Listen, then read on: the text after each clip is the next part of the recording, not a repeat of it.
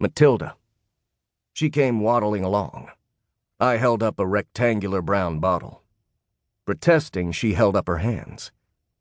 "It wasn't me," she said. "Honor bright, it wasn't, Herr Lohkamp. I didn't even smell it." "You don't even know what it is, I suppose," said I, filling a glass. "No," she replied, licking her lips. "Rum. Stone Age Jamaica." "Excellent. Then how about a glass?" "Me?" She started back. "This is too much, Herr Lohkamp. This is heaping coals of fire on my head. Here's old Stoss goes and mops up all your cognac on the quiet, and then you treat her to a rum on top of it? You're a saint, Herr Lohkamp. That's what you are. I'll see myself in my grave before I touch a drop of it." "You're quite sure, Matilda?" said I, making to drink it myself. "Well, all right then," she said swiftly, seizing the glass. "One must take the good as it comes, even though one doesn't understand. Good health. It's not your birthday, I suppose?" "More or less, Matilda. A good guess." "No, not really." She seized my hand. "Many happy returns. And lots of dough, Herr Lohkamp. Why, I'm all of a quiver. I must have another to celebrate that. I'm as fond of you as if you were my own son." "Very good." I poured her another glass. She tipped it down, and still singing my praises, she left the workshop.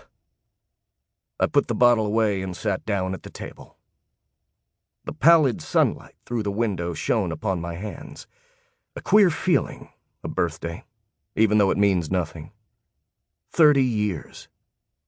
I remember the time when I thought I should never reach 20. It seemed so far away. And then I took a sheet of paper from the drawer and began to reckon. Childhood, school, an unresolvable complex of things and happenings. So remote. Another world, not real anymore. Real life began only in 1916. I had just joined the army, 18 years of age, thin and lanky, and a snotty sergeant major who used to make me practice, on the hands down, over and over again in the mud of the plowed fields at the back of the barracks.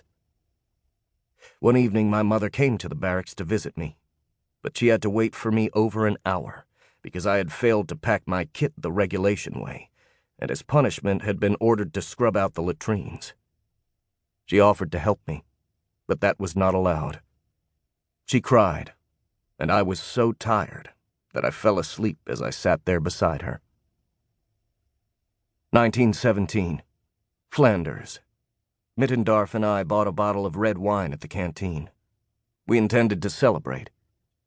But we never got so far, for early that morning the English bombardment began. Custer was wounded about midday. Meyer and Daters were killed during the afternoon.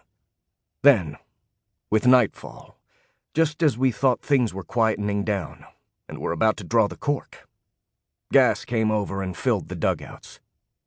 We had our masks on in good time, but Mittendorf's was defective, and by the time he knew it, it was too late. He ripped it off, but before a new one could be found, he had swallowed so much gas he was spewing blood. He died the next morning, green and black in the face. 1918. That was in hospital. A fresh convoy had come in a few days before. Paper bandages, badly wounded cases, groans, low operating trolleys trundling back and forth all day. Josef Stoll was in the bed next to mine. Both his legs were off, but he didn't know that. He could not see it, because the bedclothes were supported on a wire cradle. He would not have believed it anyway, for he could still feel the pain in his feet.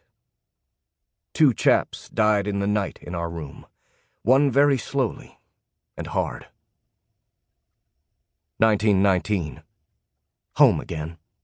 Revolution, starvation, and outside the machine guns rattling. Soldier against soldier. 1920. Putsch. Karl Brugger shot. Custer and